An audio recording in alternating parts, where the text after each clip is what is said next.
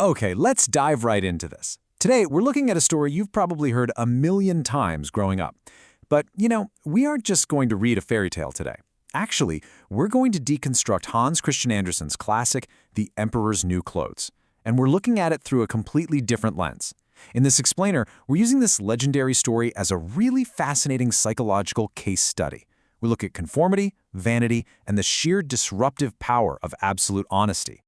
So, to really understand the psychology at play here, I want you to imagine dropping right into the absolute climax of the story, but let's look at it from a very specific perspective. Imagine you're an innocent child, standing on the edge of this bustling city street. A grand parade is passing by. The music's playing, all the adults around you are cheering wildly, and they're pointing in total awe at the emperor. But as you look at the emperor, something is completely off. The adults are complimenting these magnificent colors and wonderful patterns, but to your eyes, the emperor is walking down the street completely, literally naked.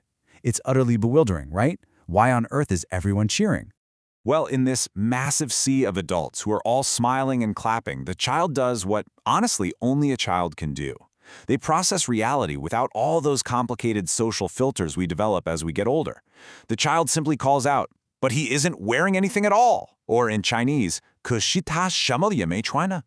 This quote perfectly captures the child's raw, untainted honesty, and it stands in such a sharp, dramatic contrast to the bizarre, fear-driven behavior of literally every single adult in that crowd.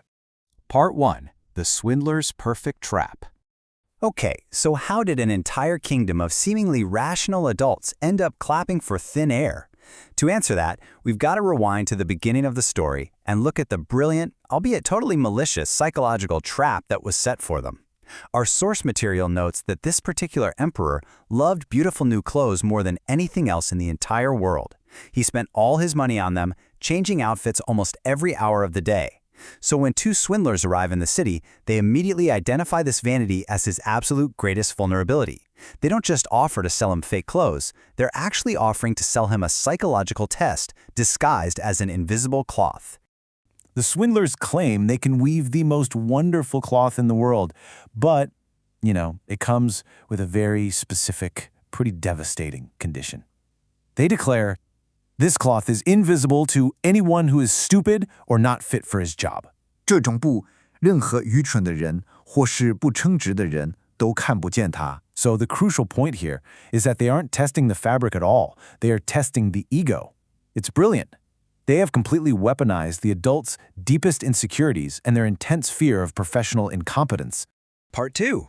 Swindlers versus Ministers. I really want you to notice the stark contrast in behavior here. Look at the swindlers. They are handed a ton of gold, and they begin to, quote-unquote, work at completely empty looms. They are doing absolutely nothing, yet they project this supreme, unwavering confidence. Now contrast that with the emperor's most honest old minister, who's sent to check on the cloth. The minister, a guy with real authority and experience, looks at the empty loom and sees absolutely nothing. But instead of trusting his own eyes, he just goes into a state of total internal panic. This quote, straight from the text, is the minister's internal monologue. Am I stupid? Am I not fit for my job? And wow, this brilliantly illustrates how the fear of being judged completely overrides a person's logical senses. Rather than admit he sees nothing and risk being labeled stupid or unfit, the previously honest minister decides to protect himself. He projects false praise, exclaiming, "How beautiful, what lovely colors." And just like that, he becomes the first victim of the psychological trap. Part 3. The Trap of Conformity. The minister's lie is really just the spark, and this brings us to a core psychological concept, conformity, or 从众心理. This is basically when individuals adjust their behavior, beliefs, or perceptions to match those of a group.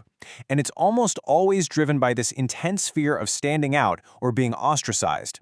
To give you a super simple example, imagine being in a meeting where everyone is nodding along to this complex strategy that you just don't understand. Rather than raise your hand and admit you're lost, risking looking foolish, you just nod right along with them. That is everyday conformity. In our story, this invisible force is exactly what makes intelligent people actively ignore their own eyes. Let's move to how this builds into a massive chain reaction. Step 1, the honest minister lies to protect his job and reputation. Step 2, the emperor himself finally looks in the mirror. He sees nothing, but he's terrified that it means he's unfit to rule, so he doesn't dare say a word. He lies to protect his immense pride. Finally, step 3, the emperor goes on his grand parade. The ordinary people in the streets see a naked monarch, but knowing the quote-unquote rule of the invisible cloth, they all lie just to fit in with the group. The source text summarizes the motivation of the entire kingdom in just one simple sentence. No one wanted to seem stupid. 没有人愿意显得自己愚蠢. This is it. This is the paralyzing driver of mass conformity.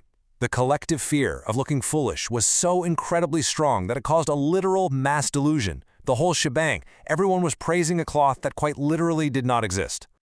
Part 4. The Honest Truth. Which brings us right back to the climax of our story. The psychological spell is fully cast over the entire kingdom. It seems totally unbreakable. Until we return to our starting point, the child in the crowd. As you'll see, the unraveling of this massive society-wide lie happens incredibly fast once the pressure to conform is finally shattered. Look at the sequence here. First, the child speaks the undeniable truth. They don't care about their job or looking foolish, they just state the facts. Second, the child's father gasps and whispers the truth to the people around him. The spell is broken.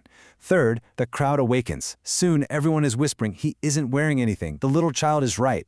The conformity shifts from supporting the lie to finally embracing the truth. And lastly, in a really tragicomic twist, the emperor realizes it's true, but his ego is just so fragile that he simply holds his head high and finishes the parade in complete denial. The story leaves us with such a powerful, enduring moral. Only an honest child dared to tell the truth. 只有一个诚实的孩子敢说出真相. It really highlights the sheer, disruptive power of untainted honesty. In a world completely bogged down by pretense, vanity, and the overwhelming pressure to just agree with the crowd, it took the innocent courage of a child to expose the absurd reality right in front of them. As we wrap up this explainer, I want to leave you with a thought to really chew on. It's so easy for us to sit back, read this story, and laugh at the foolish emperor, the panicked minister, and the conforming crowd. But, human psychology hasn't changed a bit since Hans Christian Andersen wrote this tale. The pressure to conform is still all around us every single day. So I have to ask you, if you were standing on that street, surrounded by cheering people, would you really have been the one to speak up? Or would you have found yourself clapping, praising the beautiful, invisible cloth? Thanks for joining me on this deep dive into the psychology of a classic. Keep questioning what you see.